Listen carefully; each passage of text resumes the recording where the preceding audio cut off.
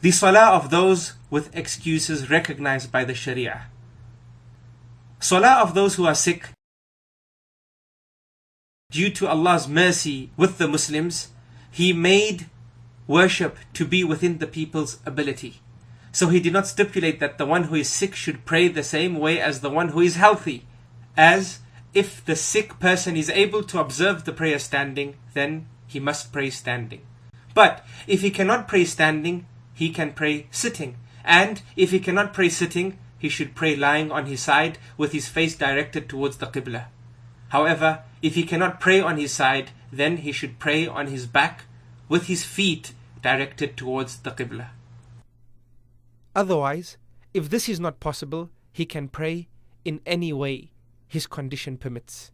Allah said, "So keep your duty to Allah and fear Him as much as you can." Also, the Prophet, may the peace and blessings of Allah be upon him, said to Imran ibn Hussein, may Allah be pleased with him, "Pray while standing. And if you cannot, then while sitting. And if you cannot, then pray while lying down." Although Islamic legislation stipulates easiness, the scholars have said that if a sick person observes Salah in a sitting position and he is capable of prostrating, then prostration is compulsory for him. And if he observes Salah while sitting but is incapable of performing the prostration, then he gestures with his body with regards to bowing and prostration, making his prostration lower than his bowing. If motioning with his body becomes difficult, then he gestures with his head. Also, this is the manner in which he performs Salah while praying on his back, that is, gestures with his head. Islamic legislation also stipulates that if performing ablution for each Salah becomes difficult for a sick person, or observing the Salah at their prescribed period is unbearable, then he can observe Dhuhr and Asr together, as well as Maghrib and Isha, by combining both Salah in the time of the former or the latter, according to what is convenient for him. And although there is so much easiness in the rules of the religion, the sick person is not excused in any situation from Salah as long as his senses remain intact. Thus, it is not proper for the sick person to take Salah lightly on account of his sickness, but he should try as much as possible to keep observing his Salah. If the sick person was unconscious for some days and later becomes conscious, he is to observe Salah when he regains his consciousness according to his ability. He is not to re-offer the Salah missed during his unconsciousness.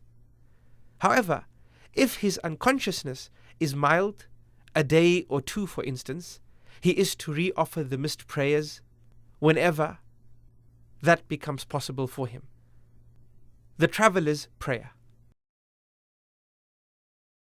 Due to the great difficulties that a traveller undergoes during his journey, it is authorized for him to shorten the 4 rak'ah salah, that is Dhuhr, Asr and Isha, to 2 rak'at.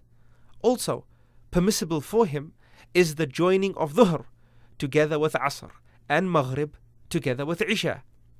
This is because Allah the Most High says, "And when you," meaning the Muslims, "travel in the land, there is no sin on you if you shorten your salah, if you fear that the disbelievers may attack you. For verily, the disbelievers are forever unto you open enemies." Anas ibn Malik, may Allah be pleased with him, said, "We went with the Messenger of Allah, may the peace and blessings of Allah be upon him, from Medina to Mecca, and he used to lead us in salah, praying 2 rak'ahs until we returned. No particular length has been stipulated in order for the person to be considered to be on a journey, as any trip customarily regarded as a journey is a form of travelling where salah can be shortened. Shortening of salah by a traveller begins after he has left the residential area of his town or city. But it is not permissible for him to shorten his salah while still in his town or city. This is because it has not been reported from the Prophet, may the peace and blessings of Allah be upon him, that he shortened his salah except after his departure from his hometown. When a traveler arrives at a place and he intends to stay there for 4 days or more, then it is compulsory for him to pray the Salah in full without shortening it. However, if he intends to stay for less than 4 days, it is permitted for him to shorten his Salah. Moreover, if he does not intend to stay for a specified length of time, but he intends to return as soon as he completes a particular transaction, then in this case, the shortening of Salah is permissible until he returns, meaning to his place of abode, even if eventually he stays for longer than 4 days. If a traveler prays behind a resident imam, it is compulsory for him to pray the usual prayer in full, without shortening it, even if he only catches 1 rak'ah of the Salah led by the imam with the imam. But if a resident person prays behind a travelling imam that shortens his Salah, it is compulsory on him to complete his Salah, that is without shortening it, after the imam's taslim. Joining and shortening do not have to be observed together, as there may be joining and shortening combined together, as well as only joining without shortening. During the journey, people usually use different forms of transport. In the past, people used camels and horses. Then cars and trains took their place. And afterwards, the forms of transport developed so that airplanes and similar types of transport became available. But no matter what type of transport is used, the traveler can pray any voluntary Salah without any fear of sin. This is due to an authentic narration that reports that the Messenger of Allah, may the peace and blessings of Allah be upon him, used to observe the voluntary Salah on his rides, meaning his camels, in whichever direction it faced. For an obligatory prayer, the Salah is valid if the person is not able to dismount and pray on the ground for any reason.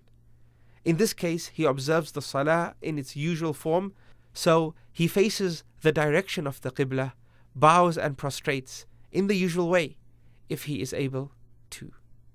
But if he is not able to face the direction of the Qibla, or bow, or prostrate, then it is compulsory on him to face the Qibla during the initiating takbir. Thereafter he prays to any direction the bus faces, gesturing for both bowing and prostration. Another exemption is the permissibility to join prayers for the one who is praying in congregation in the mosque when it is raining, due to the discomfort and difficulty involved. But whoever is praying in their homes, like the females, then it is not permissible to join any prayers due to the rain.